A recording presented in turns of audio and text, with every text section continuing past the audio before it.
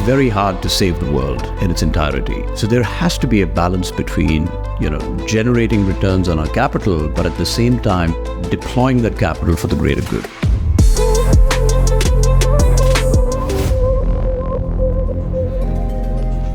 Mention the word Novo in the context of healthcare, and two prominent medications will likely come to mind: Ozempic and Wegovy. These drugs have been widely used for the treatment of diabetes and obesity, but their potential could extend to a whole host of other conditions like heart disease and even Parkinson's.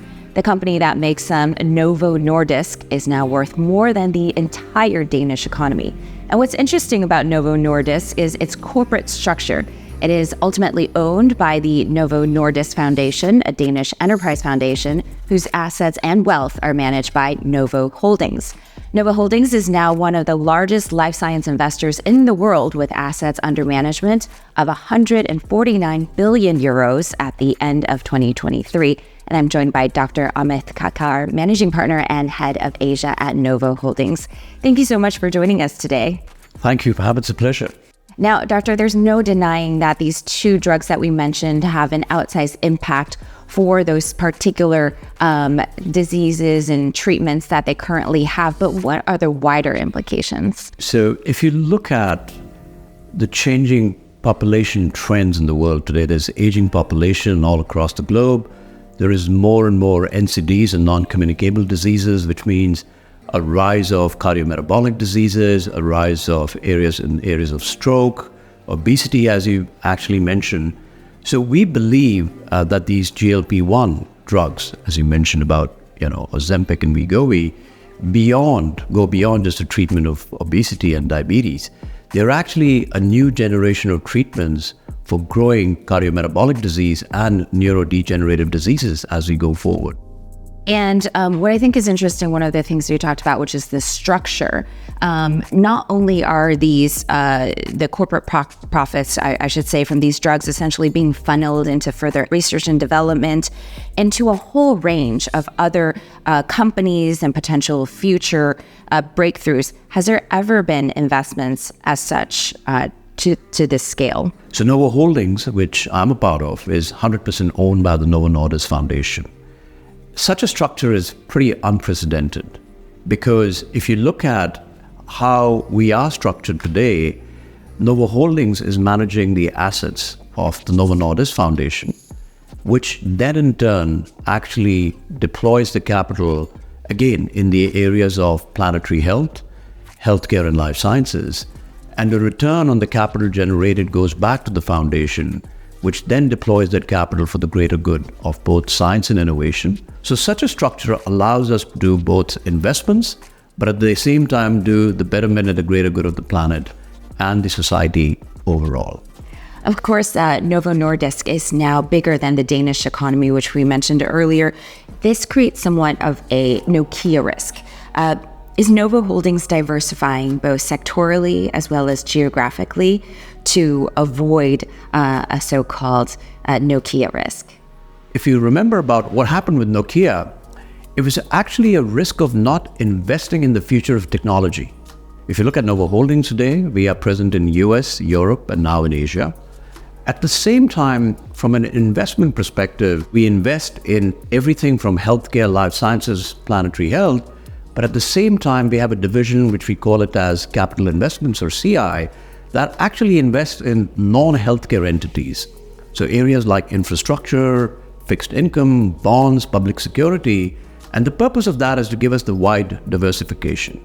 You studied medicine in India, but you've certainly had a very global career in various different places, Hong Kong, the US, and other markets as well. What has more than 25 years of sort of this global experience taught you about the biggest healthcare challenges that exist? I trained as a medical doctor and then sort of went into the whole corporate part of healthcare to begin with, and then the investment part in healthcare. So a few observations from my side. One, the world is aging. There is a large aging population. And if you look at just between Asia, the 2/3 of the world population resides in Asia. And we believe that in the next decade, you would have anywhere between 20% of population in China, Japan, and India above the age of 60 years, which also means that there is a heavier burden of treating NCDs in a country like China itself is around $200 billion. Huge burden. It's a huge burden. So the biggest challenge I see is how do we make, one, affordability of treatment of these diseases, but the other more pertinent point is accessibility. Now, the cost of healthcare expenditure, as you mentioned, is really expensive, and the cost of developing new drugs is even in the tens of hundreds of millions of dollars. How do you draw on your experience when deciding what to put your capital behind? Exactly. I think, again, a question that defines our investment strategy and thesis. And I just led it last time about affordability and accessibility. But I also believe that tech is going to play a very, very important role in making that affordability and accessibility possible. So I'll give you some examples. One of the biggest challenges is you have limited number of doctors today and a huge population of patients who need that treatment. And the right solution to that was telehealth and telemedicine, which actually saw a huge spike during COVID. Now, it's been around for decades, but the actual usage picked up during COVID because patients had a real need to see the doctors and they couldn't see them physically. So providing that kind of access, providing that kind of behavioral change of patients to be able to access their doctors while even sitting miles away, I think that's one area of investment that we have. And you mentioned earlier about a balance. Now, there are also the rare diseases that need to be treated. However, they might be less profitable for a company to invest in. Is there a role for Novo Holdings to play in this spectrum?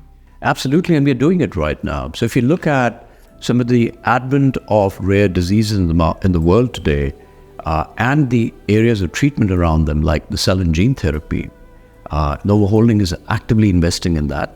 And one area I want to emphasize on is the area of genomics. So genomics, when first was developed, a whole genome sequencing would cost close to about $100,000.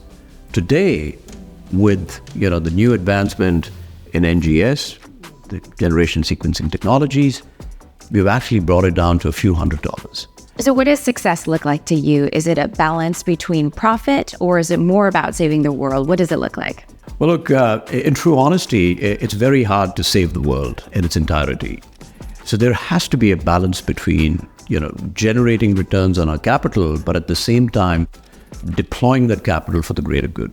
And that's where the unique combination of our ownership by the foundation, which we are owned by 100%, as I mentioned earlier, but at the same time, Novo Holdings focus on generating return, which the foundation then deploys that capital for the greater good of the humanity and the planetary health, I think makes a big difference. Absolutely. Well, thank you very much for that insightful discussion. A big thank you to our special guest, Dr. Amit Kakar, Managing Partner and Head of Asia at Novo Holdings. Thank you for tuning in to this episode of I See Your Trade, Season 5. I See Your Trade is brought to you by IC Markets, a leading high-performance trading provider. Trade up to IC Markets. See you next time.